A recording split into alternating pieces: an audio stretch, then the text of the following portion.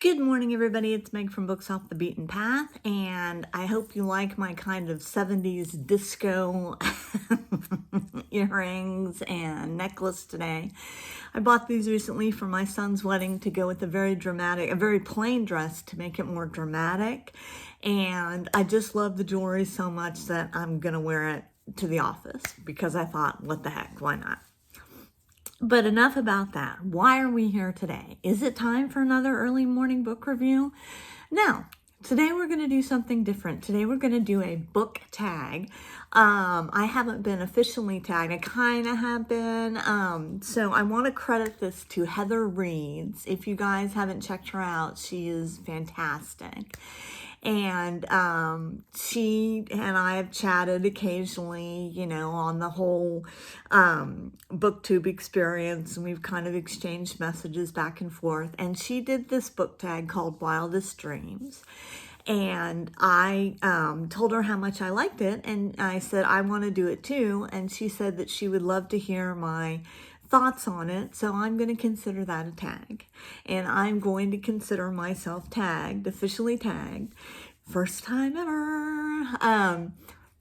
And so what it is a book tag about your wildest dreams, and I have all of the questions here on my little post-it notes. So I may look down here. And anyway, let's get started. So this is a book tag that is predominantly dictated by your boundless imagination, by just its wildest dreams. It is your boundless imagination. So let's get into my boundless imagination and see how it goes. Okay, so the first question will be fantasy time and place to read. So if I had my fantasy time place to read, it would be during the fall in a beach town, like a little small New England beach town or a little small New England town with beautiful autumn colors. I kind of like the idea of a rocky beach, like sort of a weekend in New England, Barry Manilow kind of aspect thing. Or a small New England town where I'm staying at a beautiful bed and breakfast, like a really high class one. Not the ones where people have turned their shabby homes into a bed and breakfast, but like a really 5-star resort kind of thing. And I would be by myself, and there would be a place for me to walk to get outside, to look at the leaves, maybe some covered bridges. If I was at the beach town, there would be, some, not only walking on the beach, but, kind of some boardwalk places with places for me to shop for books and antique stores and things like that.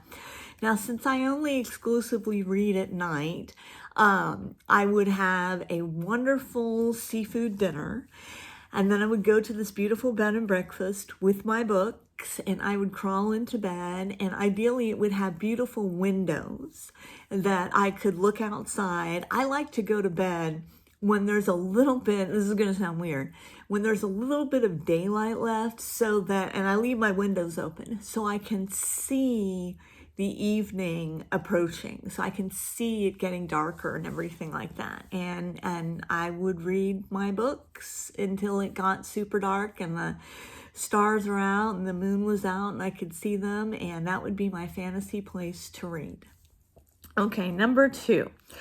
Your fantasy personal library. Now, I'm very lucky in that I kind of already have that.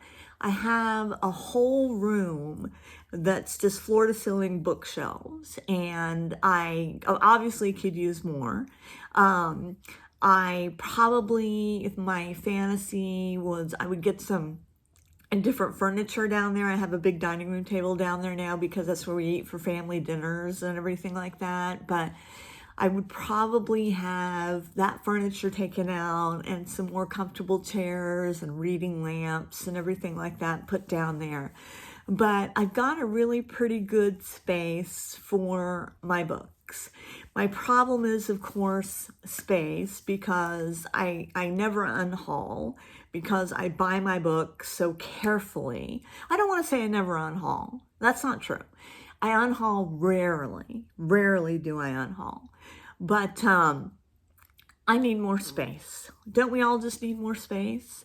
I love where I have a big bay window, a big window there, and it has beautiful lighting because it faces west. There's beautiful lighting in the summer and everything like that. And I love my floor-to-ceiling bookshelves, and I've already got a pretty good space, but yeah, I could use more room.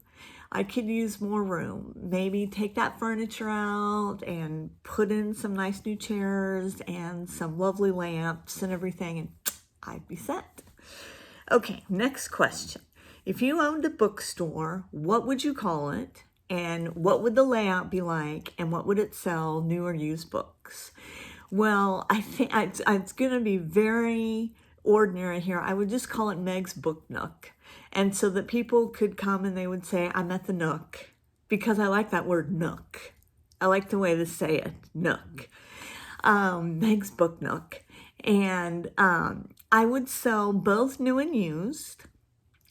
I would have it divided up into mysteries and adventure, and I would have myself and a couple of staff that were so familiar with books, they would be able to find you the perfect book.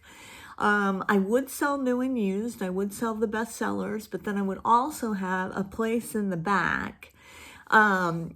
Equally, I would have it divided out equally. Lots of wood, lots of natural wood, lots of throw rugs on the floor and everything like that. I wouldn't want it carpeted. I wouldn't want to I'm not selling cookies or soda pops or anything like that, because they could get on the books and everything like that. But I would have, there's a bookshop in Lynchburg, Virginia, that I would sort of model it after, and I can't remember the name. If you can remember the name of this, is it Gibbons or Gibbons Bookstore? And you walk in and you've got your bestsellers and everything like that, and then you walk to the back and it's got like a second story, and on the second story is the sort of the used and the vintage and everything like that. And I'd have a circular staircase that went up, and I also have an elevator for those of us who couldn't handle the circular staircase, because I know my mom couldn't, and that would be mean to her to never let her go up on the second floor.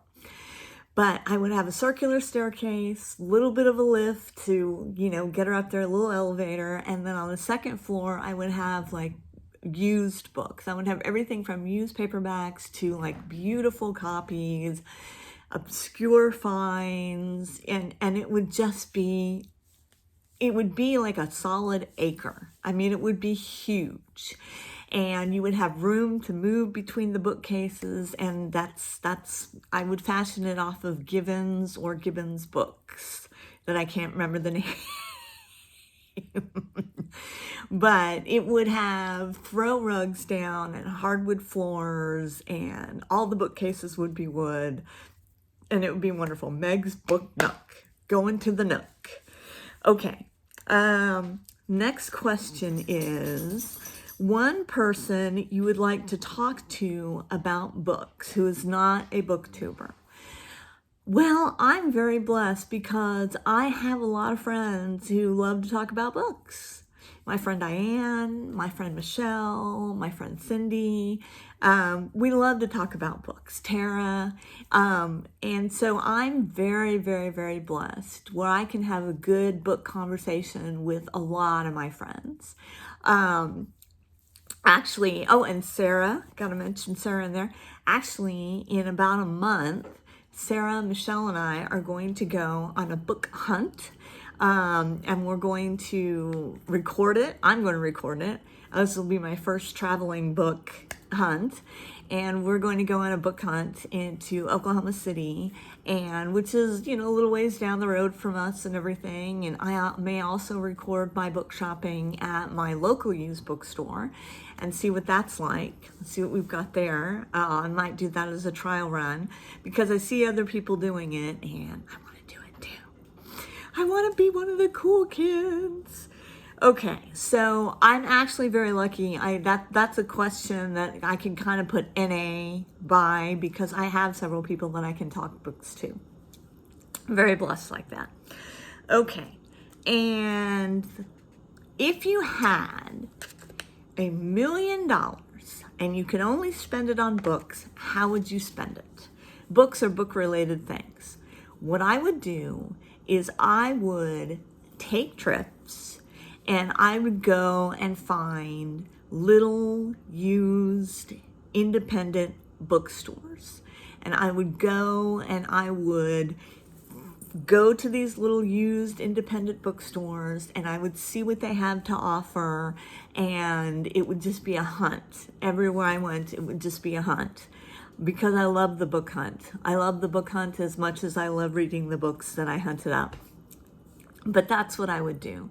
I would either, if it was plane tickets, I'd have to get over my fear of flying. Plane tickets or gas for cars or whatever, I would go to these little places.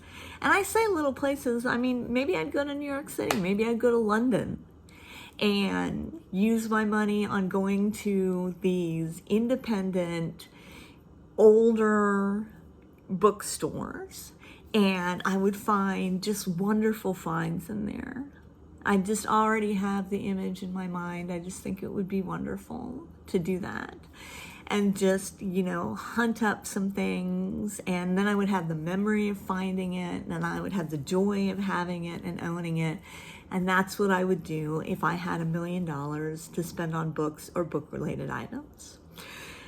Okay, what's your wildest dream? I tag all of you, everyone. Tag, tag, tag, tag, tag. And I want to hear about what your wildest dreams, bookish fantasies are. I will link Catherine. Heather. Why am I calling her Catherine? I know her name. She's wonderful. Heather Reed's. I will link Heather Reed's wildest dreams tag in my notes. And the next episode, we're going to be reviewing the most expensive paperback I have ever bought. And that'll be exciting. Anyway, give me a like, hit that subscribe button, and I will check you later.